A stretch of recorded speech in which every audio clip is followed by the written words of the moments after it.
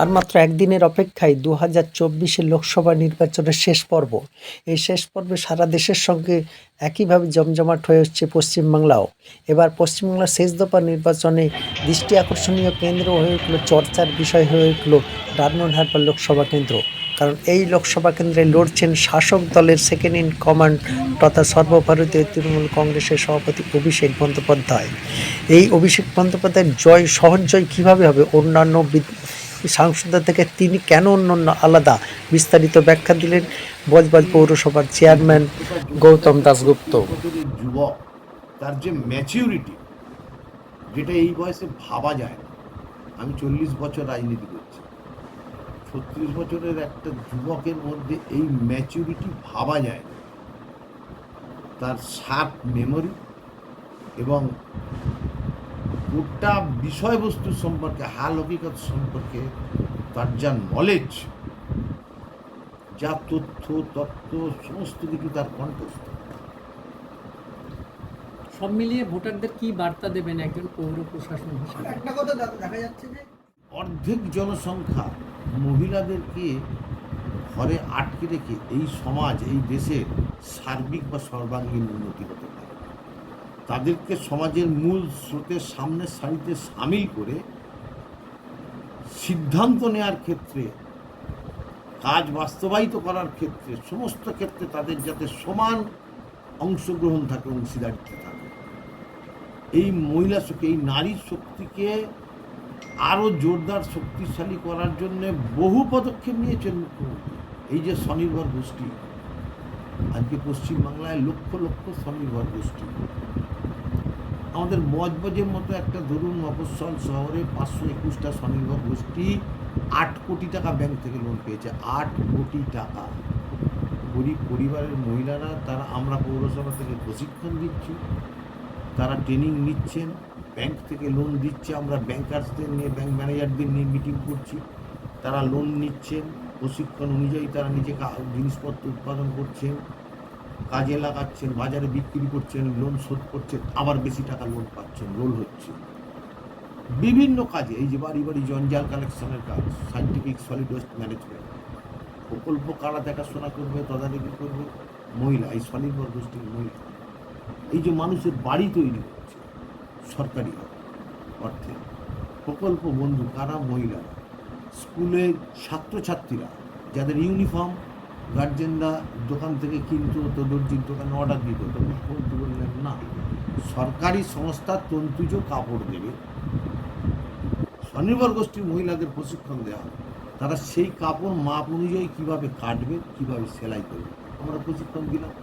আজকে বজবজে 40টা primary, upper primary স্কুলের সমস্ত ছাত্রছাত্রীর দুটো করে সেট বিনামূল্যে আমাদের এই মহিলার গোষ্ঠী তৈরি করে। অর্থাৎ মহিলাদের যে সশক্তিকরণ, এটা শুধু বজবজ পৌরসভা বলছি, শুধু বজবজ, তারা গোটা রাজ্যটা ভেবে দেখুন। তাহলে এই যে মহিলাদের সশক্তিকরণ, তাদেরকে স্বনির্ভর করার লক্ষ্যে, তারা দুটো পয়সার মুখ দেখুক, তারা নিজের পায়ে দাঁড়াক, নিজের সমাজকে এগিয়ে নিয়ে যাওয়ার জন্য সামনের সারিতে নেতৃত্ব দিক, অংশগ্রহণ করুক এবং কর্মসূচি বাস্তবায়িত করতে তারা অংশগ্রহণ করুক। এই যে মুখ্যমন্ত্রীর এই যে সদিচ্ছা, এর ফল হচ্ছে সর্বত্র মহিলাদের ব্যাপক হারে উপস্থিতি।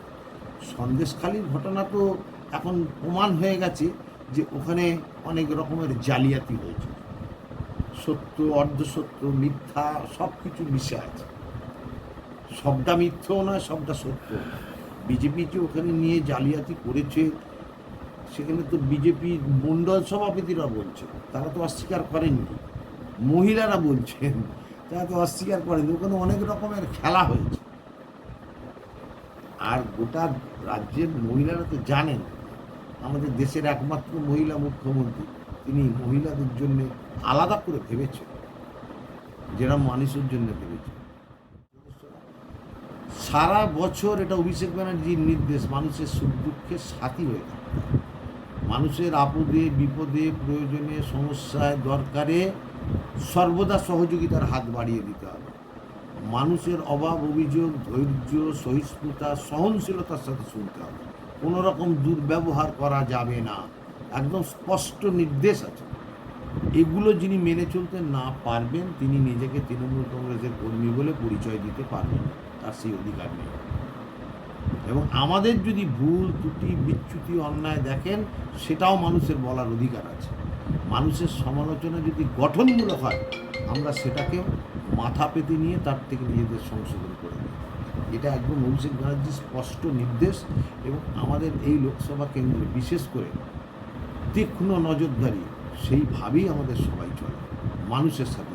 তাই শুধু পৌর নির্বাচন, এই যে 5 বছর আগে ধরুন, মানুষ মনে করতে পারবে যে বিজেপি কে প্রার্থী ছিল, কাকে ভোট দিয়েছিলাম, যারা বিজেপিকে ভোট দিয়েছে, প্রার্থীর নামটাই মনে করতে পারবে। পাশে পাওয়া তো দূরের কথা, সারা বছর তৃণমূলই আছে। এই আমফান ঝড়, এই যে রেমাল ঝড়, করোনা মহামারীর সময়, ডায়মন্ড হারবার মডেল, একদিনে 50,000 লোকের করোনা টেস্ট হয়েছে, 100% লোক ভ্যাকসিন পেয়েছে, কল্পতরু প্রকল্প করেছেন, 21টা কমিউনিটি কিচেন করে 14 লক্ষ মানুষকে অভিষেক ব্যানার্জি নিজের খরচায় করোনার সময় খাইয়েছেন। যারা অসুস্থ, বয়স্ক মানুষ, যাদের বাড়িতে যুবক যুবতী নেই, বা নিঃসন্তান দম্পতি, বা ছেলেমেয়েরা বাইরে থাকে, লকডাউন। আজ শেষ দিনের প্রচার, বজবজ কতটা এগিয়ে এবারে নির্বাচনে? এগিয়ে পিছিয়ে কোনো প্রশ্ন নেই, আর তো কেউ নেই। ইভিএমে নাম থাকবে, মানুষের মনে কারো নাম নেই, শুধু একটাই নাম আছে, অভিষেক ব্যানার্জি। সুতরাং এগিয়ে পিছিয়ে থাকার কোনো প্রশ্ন নেই এখানে। এখানে সবটাই অভিষেকময়। এই দেশে লোকসভা নির্বাচনে একটা গুরুত্বপূর্ণ বিষয়, তাৎপর্যপূর্ণ, যে একই লোকসভা কেন্দ্রে দুজন প্রার্থীর হ্যাট্রিক হচ্ছে। সেটা হচ্ছে ডায়মন্ড, একজনের জয়ের হ্যাট্রিক অভিষেক ব্যানার্জি, আর একজনের পরাজয়ের হ্যাট্রিক বিজেপি প্রার্থী। এটা তাৎপর্যপূর্ণ। দেখুন, দুর্নীতির অভিযোগ তো স্বাধীনতার পর থেকে কেন্দ্রে রাজ্যে শাসক দলের বিরুদ্ধে সবসময় থাকে। আপনারা জানেন যে প্রফুল্ল সেনের মতো মানুষকে সিপিএম বলেছিল স্টিফেন হাউস কিনেছে। কটা দুর্নীতি প্রমাণ হয়েছে। যেখানে দুর্নীতির নামমাত্র প্রমাণ আছে, দল তাকে কোনো রকম বরদাস্ত করেনি, কোনো রকম রেয়াত করেনি, তাদেরকে সঙ্গে সঙ্গে তাৎক্ষণিক একেবারে চূড়ান্ত শাস্তি দিয়েছে। মমতা ব্যানার্জি, তিনি দুর্নীতিকে প্রশ্রয় বা আশ্রয় দেওয়ার মানুষ নয়। আর এই লোকসভা কেন্দ্র অভিষেক ব্যানার্জির লোকসভা কেন্দ্র,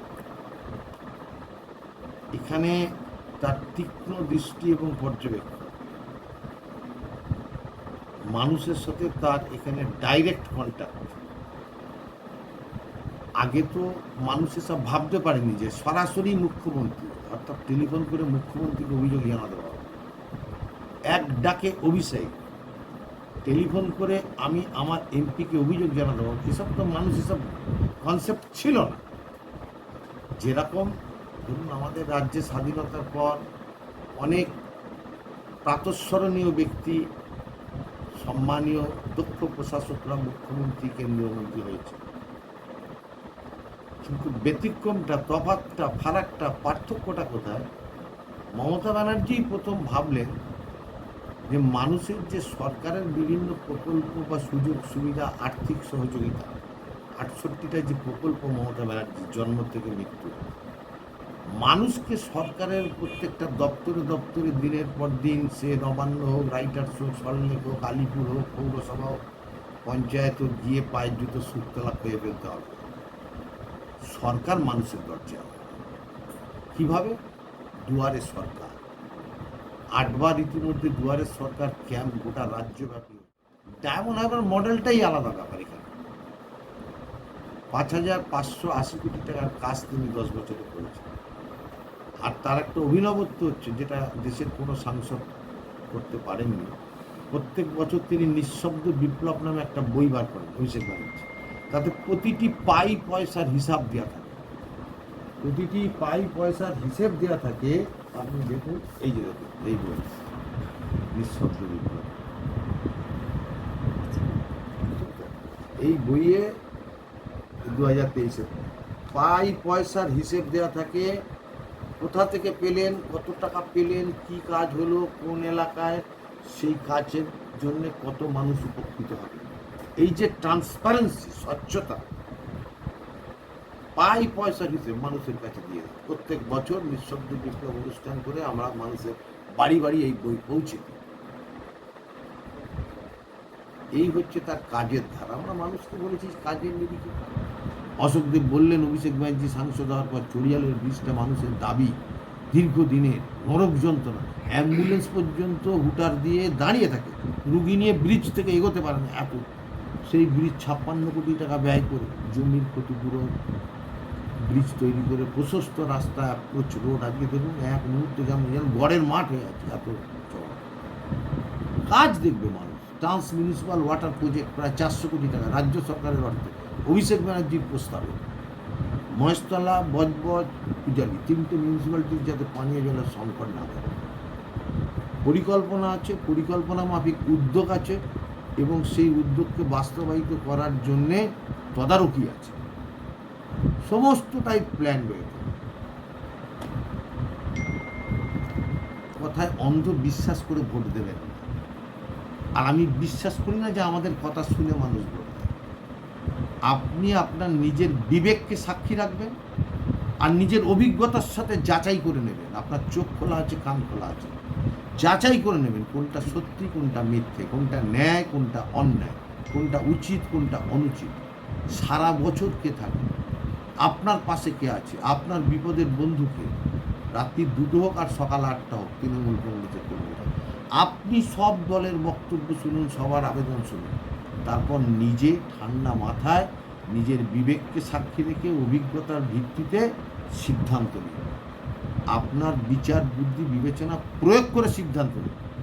আমরা সেই সিদ্ধান্তের প্রতি আস্থা, বিশ্বাস, ভরসা রাখি যে আপনারা সঠিক সিদ্ধান্ত নেবেন। আমরা কোথাও বলিনি যে মানুষ আমাদের ভোট দিয়ে আমাদের কথা শুনে, আর বিশ্বাসও করি না যে মানুষ আমাদের কথায় ভোট দিয়ে দেবে কথা শুনে। মানুষ নিজে সিদ্ধান্ত নেবে।